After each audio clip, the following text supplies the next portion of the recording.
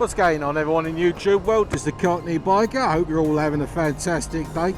As much as we don't want anything like this to happen, sometime in our lives we're invariably going to come across an accident. Now, whether it's with us on a motorcycle or with somebody that we're riding with, and for the most part, 99% of the time, people will pull up and they'll come to the scene and they know what they're doing and they're helpful and they call the authorities and get you sorted out and keep you stable, keep whoever it is who's injured stable and all that until the ambulance arrives. But this is a list about the alternative types of people that you're likely to meet at least one of at an accident scene. People that you really don't want to see at an accident scene. Cue the intro.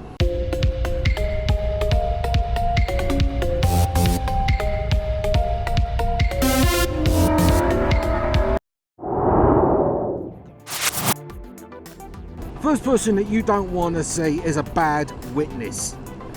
Now, what we're talking about here is a person who may have seen a puff of smoke or a bit of a commotion from like a mile away, and they're willing to come up to you and tell you that they saw everything and they know exactly what happened and who did what. And even if they're on your side, it's not a good idea, because what's going to happen is if they make a statement and on cross-examination that statement turns out to be flawed because they didn't really see what happened, that could screw your case, even if they're on your side. I mean, yeah, granted, it will help your case if they weren't, but you don't want them anywhere near you. You know, don't get people to go around taking statements unless you know for a fact they were right there. Now, the next person that you don't really want to see at an accident scene is like the agitator. Now, these are horrible people because all they want to do is like fight and argue with everyone around them. Now, they're the ones that pull up to your accident scene, they'll come up to you and whoever's there, and they'll be like, that's all your fault, you're just a bad rider, you told your motorcycles are dangerous and all that, you go flying past me at 10 miles over the speed limit and you could have killed someone, it's good job it's just you and not taking out anyone else, and blah blah blah blah. You know, you want to punch them. Don't, but you do. You really want to like knock them out, because they're not helping. They're not helping at all. Don't escalate the situation. Just send them on their way as best you can, or just ignore them. Alright, well, the next person that you're gonna, I don't know if you're someone that you don't want to see at a scene. I mean, I suppose they're helpful, but they're not helpful, you know. And that's the mechanic. He's the guy who'll just sort of step over your like half-dying, broken up body and make a beeline for your bike. He'll get it up on the kickstand, he'll grab a toolbox and he'll start fixing whatever he can fix on it. You know, he'll get he'll get emergency welding toolkit out on there and like get it going. He's more concerned about the state of your bike than you. Now, I think in a way that might be useful, but at the same time he's not helping you. He's probably just sizing it up to see if he can buy it for parts.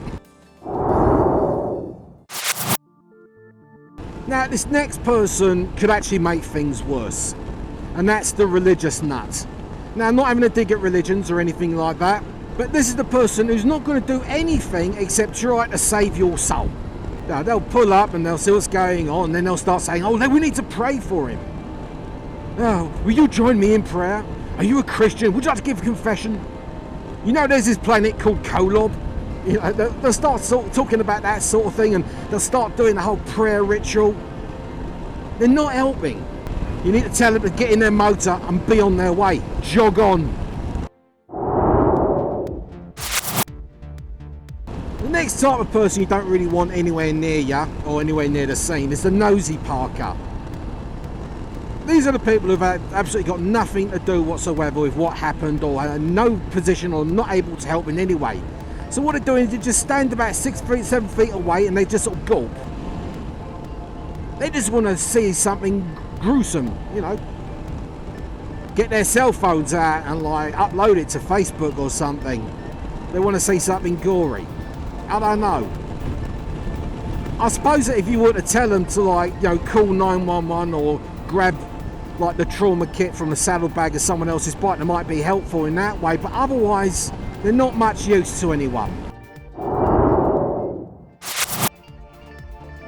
Next person on my list is the Disappearing KnowItAll. Now he's the guy, you don't know, he's come out of nowhere and he knows a few things. He'll be like, oh yeah, you got a compound fracture there, you got some blood coming out there, you need to be careful about that, you know, prop him up there, but don't move him that way. You know, it'll give you like about 10 minutes of like sound advice, and so you jump to it and you turn around to like, you know, pick his brains a bit more, and he's disappeared. He's gone. It's almost like he's on the run from the authorities and wants to get out of there before the police show up. I mean, useful, but really you want someone who's going to be there all the time. Now the next person who's absolutely useless at any kind of accident scene is the person or the people who panic. They run around the scene like their hair's on fire. You know, they're like, what can I do? What can I do? They just sort of talk in like they're talking in like another language. Can you 911? You want to do this? You want to go? Oh my god! Oh my god! Do you want some water? Do you want to get something? I want to call somebody. Do you want to? Blah, blah, blah, blah. They're not helping. You know, it takes a dispatcher about half an hour to like make out what they're saying. They're so pumped with adrenaline. Just calm down. Stop panicking. If you can't handle what you're seeing, go the other way. The last person on this list is the last person that you want to meet at an accident scene or have anything to do with at an accident scene, and they are the worst person to be around, and that is the bullshitter. The bullshitter is the guy who'll pull up and pretend he knows it all. He'll tell you, yeah, it's okay, give him a drink of water, yeah, you can take his helmet off, yeah, you can pull him by his legs, oh no, just yank the arm, he'll be fine. Is that blood coming out there? Oh no, just get some super glue, you'll be fine. He's the one he's the worst kind. And then when you confront him about, do you really know what you're doing? He'll tell you, or she'll tell you, that, oh yeah, I'm a doctor, or I'm a nurse. And you just want to punch them because you know they're lying. But if you don't know if they're lying, if you can't tell the difference, then you've got a serious problem, because the advice that they're giving you could be so bad that you could invariably kill whoever's at the scene, who's all bashed in. You have to be really careful about that. Bullshitters are the absolute worst. I mean, it's happened to me, and I'm pretty sure there's a lot of people watching this video right now, and if you are, give us a like. There are a lot of people that are watching this video right now who are like, yeah, that happened. Some guy pretends they're a doctor, or they used to be a nurse, or an EMT or fireman or something like that, and everything they're saying that you can do is completely wrong. Do you know enough to know as to whether the guy who's sitting there straddling your poor, accident victim, propping them up and doing anything, are you really sure that they know what they're doing? I mean, it's not likely you'll meet them, but when you do meet them, it's dangerous. It's the worst thing. But really and truly, the only real way that you're going to avoid most of these people most of the time, or know the difference between someone who's doing the good job versus someone who's doing a bad job, is to take a course.